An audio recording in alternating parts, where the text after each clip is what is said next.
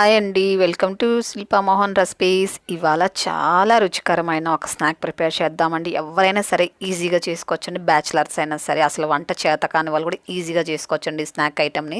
దానికి ముందుగా ఒక కప్పు పుట్నాల పప్పు తీసుకొని మిక్సీ జార్లో వేసుకొని మెత్తగా మిక్సీ పట్టుకోవాలి. చూడండి, ఇలా మెత్తగా మిక్సీ పట్టుకోవాలండి. ఇప్పుడు దీన్ని పక్కన పెట్టుకొని ఒక బౌల్లోకి సన్నగా కట్ చేసుకున్న క్యాబేజీ తీసుకోవాలండి.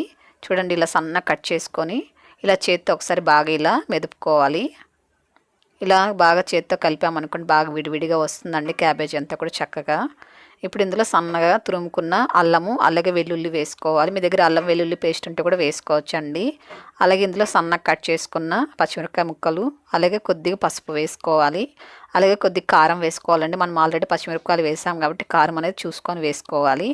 అలాగే ఇందులో కొద్దిగా గరం మసాలా వేసుకోవాలి. అలాగే వేయించిన జీలకర్ర పొడి చేసుకొని వేసుకోవాలండి. అలాగే కొద్దిగా కొత్తిమీర, కరివేపాకు కూడా సన్నగా కట్ చేసుకొని వేసుకొని దీనికి తగినంత సాల్ట్ వేసుకోవాలి.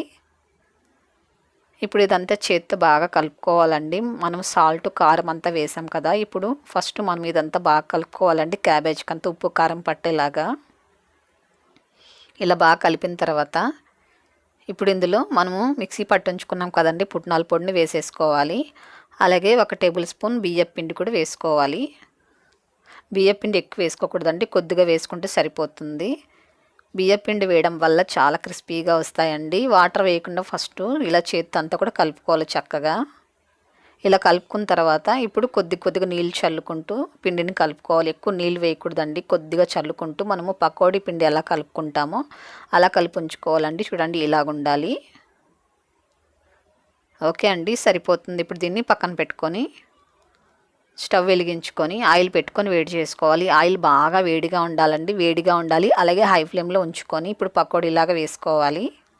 హై ఫ్లేమ్లోనే ఉంచుకోవాలండి, ఎందుకంటే మనము వేయంగానే పకోడీ ఆయిల్ అనేది చల్లబడిపోతుందండి. కాబట్టి హై ఫ్లేమ్లో ఉంచుకోవాలి. అలాగే ఆయిల్ కూడా బాగా వేడిగా ఉండేటట్టు చూసుకోవాలండి. ఇప్పుడు వేసిన తర్వాత కాసేపు కదపకుండా వదిలేసేయాలండి. కాస్త ఫ్రై అయిన తర్వాత ఇప్పుడు తిప్పుకోవాలి పకోడీనంతా కూడా. ఇప్పుడు కాస్త కలర్ చేంజ్ అయింది కదండి, ఇప్పుడు మీడియం ఫ్లేమ్లో ఉంచుకొని వీటిని ఫ్రై చేసుకోవాలి. చూడండి, మంచిగా ఫ్రై అయిపోయింది. ఇప్పుడు తీసేసుకుందామండి.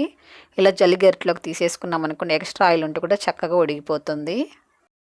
ఈ పకోడీ అంతా తీసుకొని టిష్యూ పేపర్ పైన వేసుకోవాలి. మన ఇంటికి ఎవరైనా గెస్ట్లు వచ్చినప్పుడు చాలా సింపుల్గా, చాలా రుచికరంగా ఈ స్నాక్ ఐటమ్ చేసి పెట్టచ్చండి. వాళ్ళు అడుగుతారండి ఎలా చేస్తారు మీరని, అంత బాగుంటుందండి. అలాగే చాలామంది క్యాబేజీ అస్సలు తినరు కదండి. క్యాబేజీ తిన్న వాళ్ళు కూడా చాలా ఇష్టంగా తింటారండి. అసలు క్యాబేజీ వేసామని వాళ్ళు కనిపెట్టలేరండి, అంత బాగుంటుంది. క్యాబేజీ స్మెల్ ఉంటుందని చాలామంది తినరు కాబట్టి ఇలా చేసి పెట్టండి, వాళ్ళు కూడా చాలా ఇష్టంగా తింటారు. చూడండి ఎంత క్రిస్పీగా ఉన్నాయో, ఆయిల్ కూడా చాలా తక్కువ పీల్చుకుంటుందండి. ఈ స్నాక్ తినేటప్పుడు మీరు టీయో కాఫీయో తీసుకోండి ఈవినింగ్ పూట, ఎంత బాగుంటుందో తెలుసా. మీకు నచ్చిందా ఈ రెసిపీ? అయితే మీరు కూడా ఒకసారి ఇలాగే చేసుకొని టేస్ట్ చేయండి. అలాగే మీ ఫ్రెండ్స్కి, మీరు తెలిసిన వారందరికీ కూడా ఈ వీడియోని షేర్ చేయండి, లైక్ చేయండి. ఫస్ట్ టైం మన ఛానల్ చూస్తున్నట్లయితే మన ఛానల్ని తప్పకుండా ఇప్పుడే సబ్స్క్రైబ్ చేసుకోండి. మరో మంచి రుచితో మళ్ళీ కలుద్దాం.